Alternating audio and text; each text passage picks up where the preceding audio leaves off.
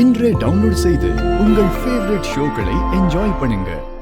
ஜீவா ஏன் கஸ்டடியில தான் இருக்கான். அவனை வச்சு பஞ்சாயத்துல உன் மானத்தை வாங்காம விட மாட்டேன்னு சொல்லிட்டு போயிருக்கான். அடுத்து அவளோட சதியில இருந்து மாமா எப்படியாவது காப்பாத்தி ஆகணும். அம்மா, சித்தி எங்க காணோம்?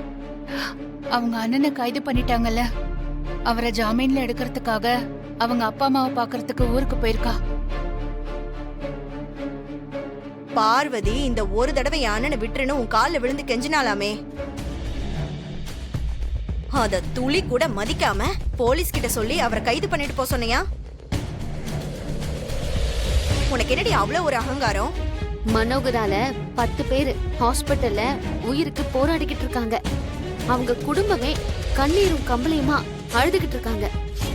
அதுக்கு காரணமான மனோகரை எப்படி நம்ம வெளியே விட முடியும்? விட்டா அந்த ஆள் இன்னும் பல பேரை சாகடிச்சிருவாரு.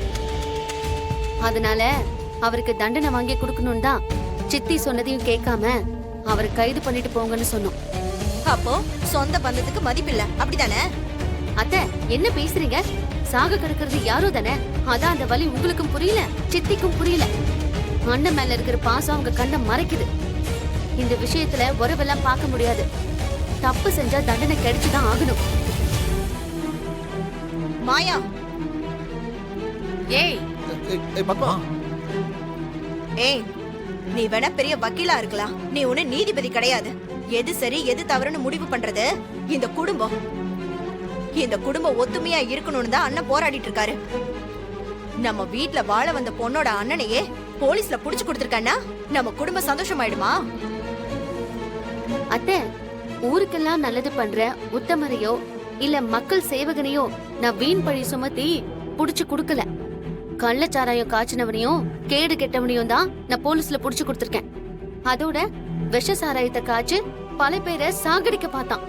அவனை தானே நான் புடிச்சு கொடுத்திருக்கேன். எனக்கு உறவெல்லாம் தெரியும் அத்தை. என்னடி உனக்கு தெரியும்? என்ன தெரியும்? என் பையனை ஏமாத்தி கல்யாணம் பண்ணவதானே நீ? அம்மா, என்னமா பேசிட்டு இருக்க நீ? என்ன அவனோட கம்பேர் பண்ணி பேசிட்டு இருக்க? அவன் சாராயம் காய்ச்சி விக்கிறவன். அவனை போய் என் கூட கம்பேர் பண்ணி பேசிட்டு இருக்க? இப்படி எல்லாம் பேசாத, இது நல்லா இல்ல. டேய், இந்த மாதிரி தான் இவ ஒரு நாள் உன்னை விட்டுட்டு ஓடுவா. அப்ப நான் அவ காலை பிடிச்சு கெஞ்சுவேன்.